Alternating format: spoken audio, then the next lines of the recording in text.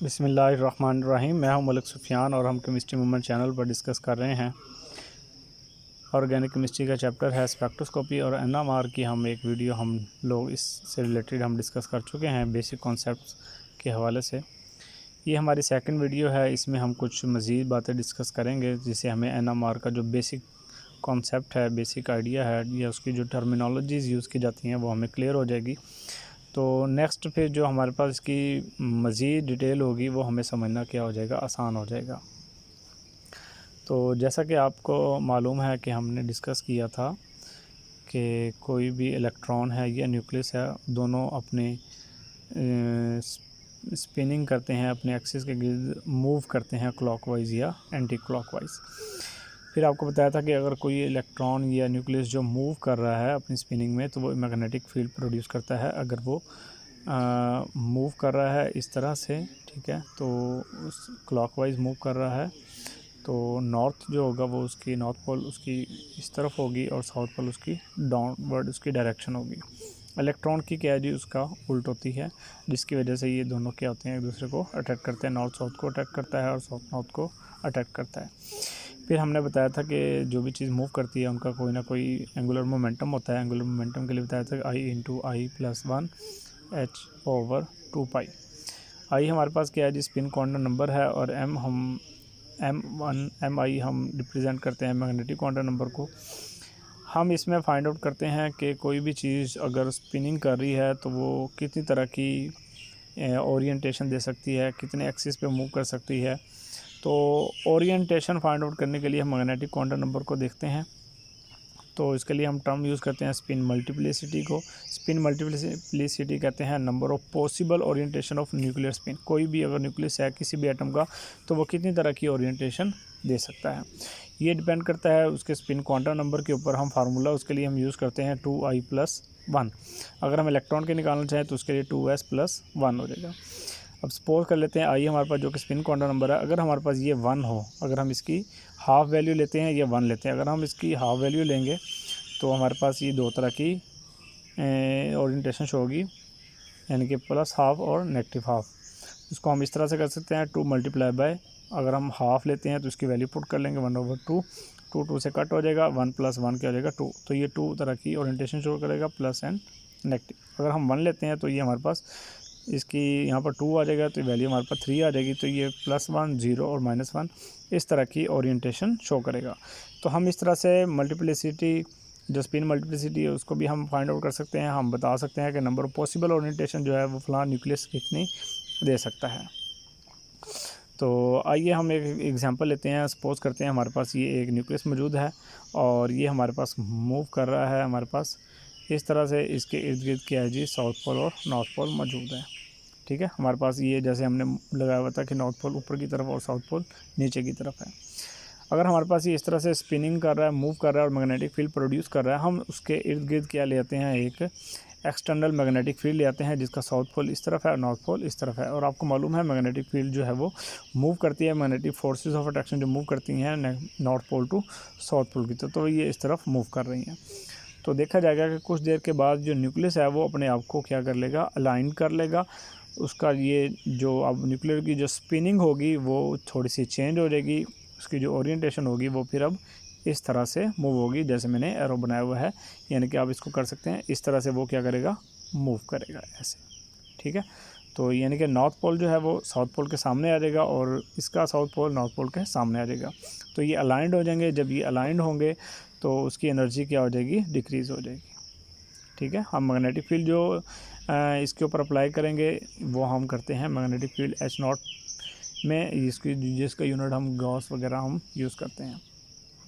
इसी तरह एक और इसको समझने के लिए हम एक बार मैग्नेट लेते हैं। ये हमारे पास बार मैग्नेट मौजूद है नॉर्थ पोल और साउथ पोल का, और इसमें जो मैग्नेटिक फोर्स ऑफ अट्रैक्शन है वो नॉर्थ पोल से साउथ पोल की तरफ क्या कर रही हैं, मूव कर रही हैं।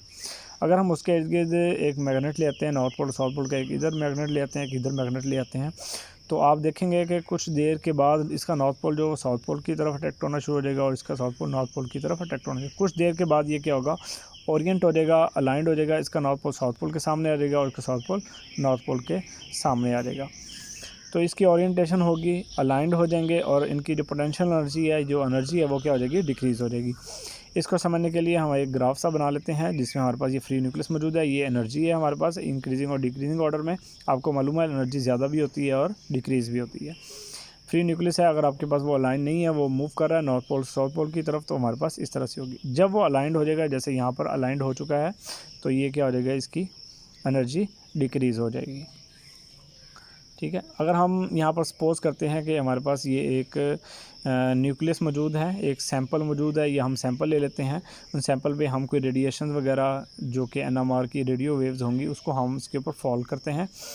तो अब समझना क्या है कि रेडिएशन हम फॉल करते हैं, न्यूक्लियस स्पिन कर रहा है, नॉर्थ पोल इस तरफ है, साउथ पोल इस तरफ है, और यहाँ पर हम एक डिटेक्टर लगा लेते हैं जो बताएगा कि कितनी इस न्यूक्लियस ने एब्जॉर्ब की है और कितनी इसने डिटेक्ट यानी कितनी ट्रांसमिट कर दी है।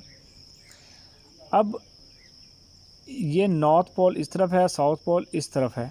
हम इसमें से समझना क्या चाहते हैं, हम ये चाहते हैं कि ये नॉर्थ पोल इनकी जो मूवमेंट है वो अगेंस्ट हो जाए, एंटी आ जाए, यानी कि वो इस तरफ मूव करने, नॉर्थ पोल इस तरफ आ जाए, साउथ पोल इस तरफ आ जाए। पहले वो इस तरफ मूव कर रहा था, अब इस तरफ मूव करने लग जाए। तो एक बात जहन में रखिएगा कि इसको, इस स्पिनिंग को एंटी जाने के लिए, अगेंस्ट जाने के लिए मैग्नेटिक फील्ड की एक स्पेसिफिक क्वांटाइज रेडिएशन हर एक न्यूक्लियस को रिक्वायर्ड होगी, यानी कि हर न्यूक्लियस की एक स्पेसिफिक रेंज पर ओरिएंटेशन होगी, वो अगेंस्ट फील्ड के जा सकता है। हाइड्रोजन की अलग होगी, कार्बन की अलग होगी, नाइट्रोजन की अलग होगी, तो सबकी अलग अलग होगी। मैं यहाँ पर एक मिसाल के ज़रिए से समझाने की कोशिश करता हूँ कि सपोज़ करते हैं कि यहाँ पर ये एक हाइड्रोजन का है, न्यूक्लियस है, ये नॉर्थ पोल और साउथ पोल इस तरह से इसकी मैग्नेटिक फील्ड प्रोड्यूस हो रही है स्पिनिंग के साथ। हम इसको अब क्या करना चाहते हैं, अगेंस्ट लाना चाहते हैं इस तरफ।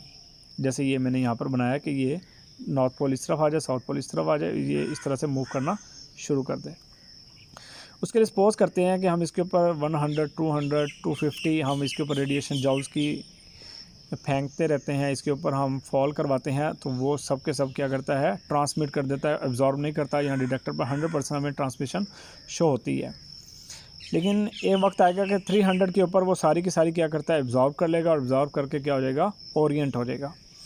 तो ये आपके पास एंटी चला जाएगा, यहाँ पर इसकी एनर्जी जो हो जाएगी वो इंक्रीज़ कर देगी। तो ये अपने अगेंस्ट फील्ड पर इस रेंज में 300 सपोज कर लेते हैं, वो यहाँ पर आ जाएगी एनर्जी, और हमारे पास वो क्या हो जाएगा,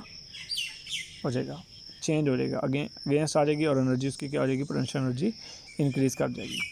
अगर हम 300 से ज़्यादा ले जाते हैं तो वो फिर क्या ट्रांसमिट करना शुरू कर देगा, यानी कि स्पेसिफिक रेंज के ऊपर ही न्यूक्लियस एब्जॉर्ब करेगा और अलाइंड होगा और अपने अगेंस्ट फील्ड में आ जाएगा। जैसे यहाँ पर मैंने दिया है, यहाँ पर एनर्जी का हम एक ग्राफ ड्रॉ करते हैं और यहाँ पर हम उसकी रेडिएशन का फॉल करते हैं, यहाँ से रेडिएशन फॉल कर रहे हैं। लेकिन यहाँ पर जब हमारे पास शार्प पीक एक शो कर रही है, ये बता रही है कि यहाँ पर एब्जॉर्बेंस हो गई है। जैसे सपोज ले लेते हैं 300 जॉल पर उसने एब्जॉर्बेंस शो की है, उससे ज़्यादा करेंगे तो वो भी क्या करना शुरू कर देगा, वो ट्रांसमिशन शो करना शुरू कर देगा, एब्जॉर्बेंस शो नहीं करता।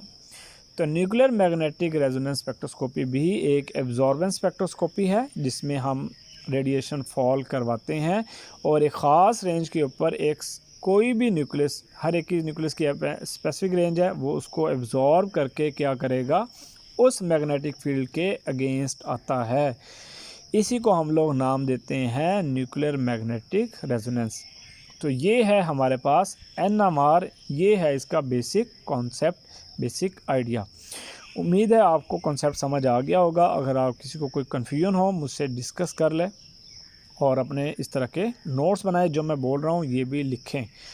उम्मीद है आपको वीडियो पसंद आई होगी। अगर आपको वीडियो पसंद आए तो लाइक और कमेंट कीजिएगा। याद रखिएगा, मैं फिर से बता रहा हूँ कि हम ये बहुत ज़्यादा शॉर्ट नोट्स इसलिए बनाते हैं कि टाइम कम लगे और आपको तैयारी करने में आसानी हो और आपको कॉन्सेप्ट भी आसानी से क्लियर हो जाए। Thank you for watching. अल्लाह हाफिज़, टेक केयर।